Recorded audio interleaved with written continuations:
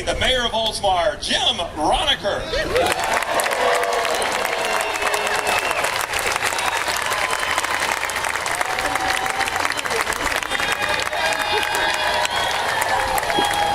Good morning.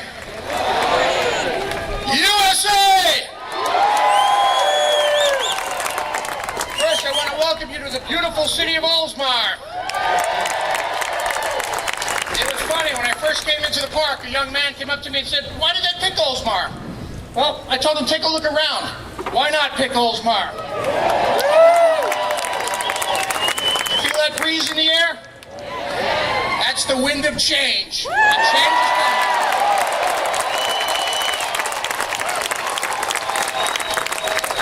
coming. Change is coming. We need to take back the White House. Exciting program for you today. Today you'll hear from Colonel Otero. Former Mayor Rick Baker from the city of St. Petersburg. Our own sheriff from Pinellas County. Representative Grant. Someone who epitomizes Pinellas County, Congressman Bill Young.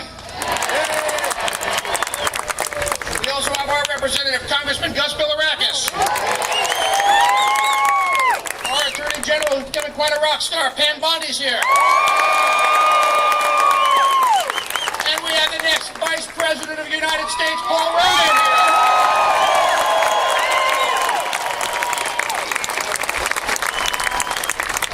here. You know, the other day I saw a Ronald Reagan video, and it was kind of fitting for this event.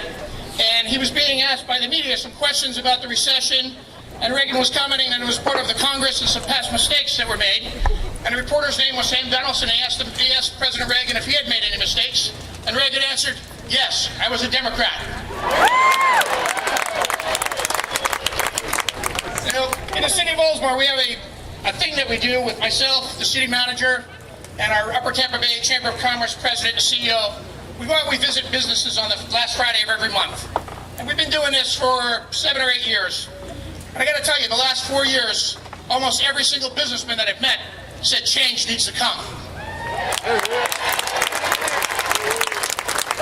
Starting today here in Oldsmar, in the Tampa Bay area, change is coming.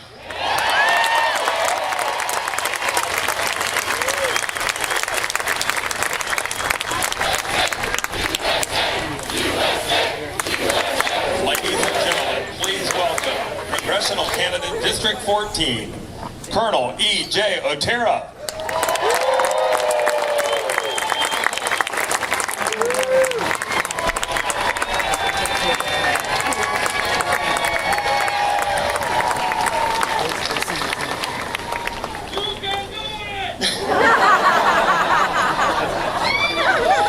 God bless America. Let me tell you, this is a gorgeous day to be an American. Every year is a great year to be an American. Every century is a great century to be an American. Never forget it. And we will never give up on that. Let me tell you, I was a colonel at United States Central Command on 9/11. Wow. And then I went on to Special Operations Command. Very proudly, we negotiated with other countries. And we did great things for our nation and the war effort. But one thing that I discovered is that we have an issue right now, and that is a lack of leadership. Am I right? I am amazed how in the past week we have had major, critical, international military events against U.S. embassies, and the best we can do is him and hum. Have we shown any leadership to the world that killing an American ambassador is unacceptable? Have we done that? Have we shown any leadership to the rest of the world that we're going to pick ourselves by the bootstraps and fight to get back our economy and be the leading beacon of democracy and industry in the world? Have we done that in the past few years? So do I call on you? Are we ready to do it in November? Yes! Indeed we are. And let me tell you, it's about time.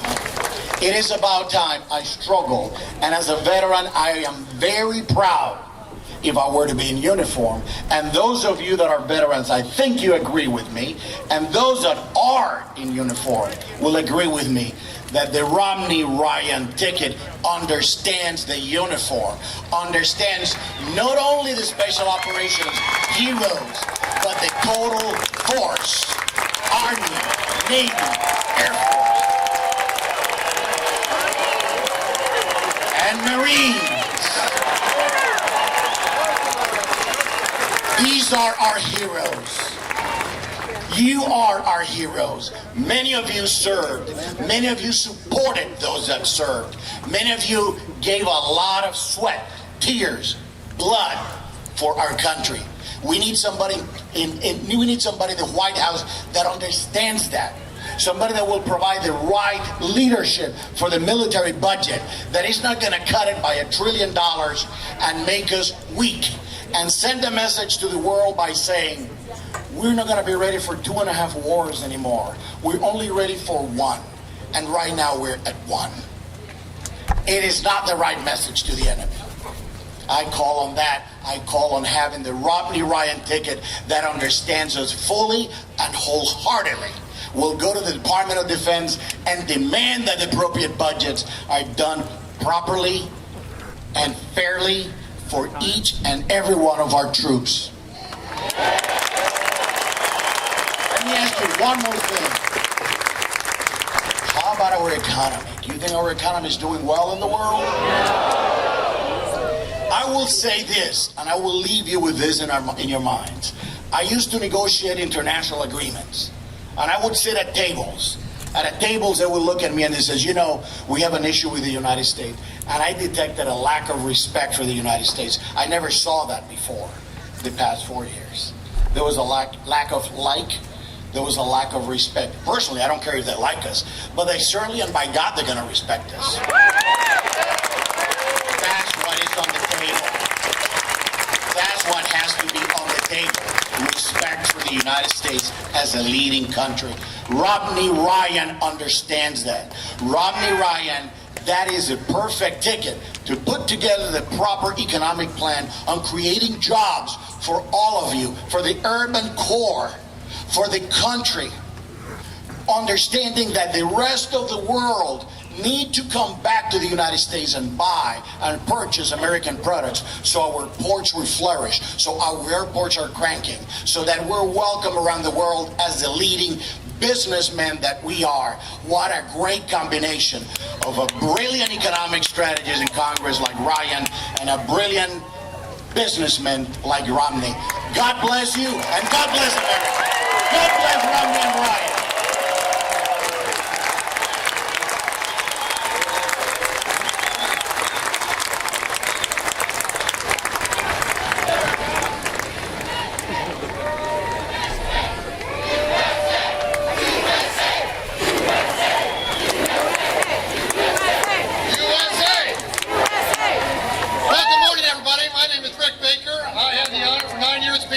City of St. Petersburg.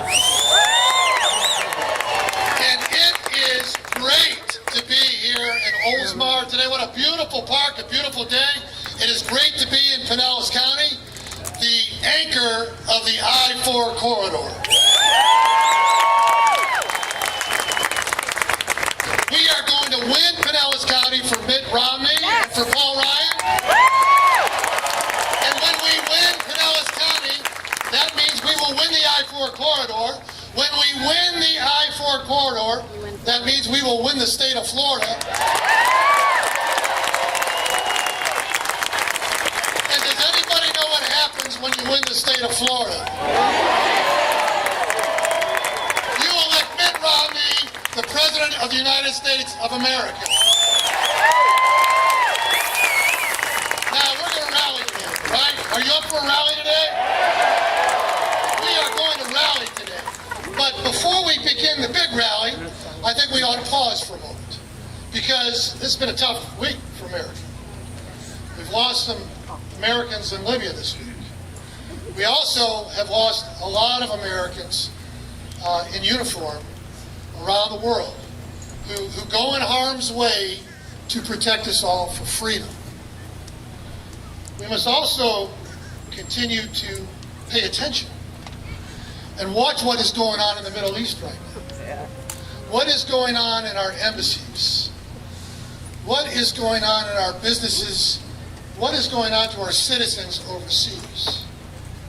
You know, I think if we didn't realize it before, we have to understand that the solution for freedom in the world is not for America to apologize. No. The solution for freedom in the world is for America to become strong, to stay strong, to be the greatest hope for America, and therefore the greatest hope for freedom in the entire world. We must also realize today that there are folks right here at the homeland that are hurting. People who have lost their jobs, that cannot find another job, whose homes, we have record foreclosure, their homes are under foreclosure. They can't pay their electric bill. They've given up looking for jobs. You know, the other side touts unemployment going down. The only reason it's gone down at all is because people quit looking for jobs. So we have to understand that we are in a deep problem as an economy. And I'm going to tell you something. I don't often agree with Barack Obama. I know that's a surprise to you. But I do agree with him on one thing. When he took office, he said, if I don't get this economy turned around in 3 years, then I shouldn't be reelected.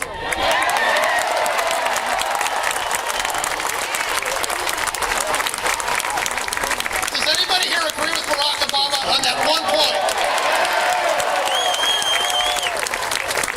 We must also remember that we are in deep trouble with our budget.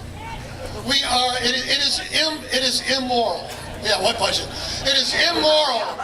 It is immoral what we are doing to our grandchildren and our great-grandchildren. We are bankrupting their future. How could we do that? It is wrong. When Barack Obama took office, he said, I'm going to cut it in half within my first term, right? Anybody remember that? Yes.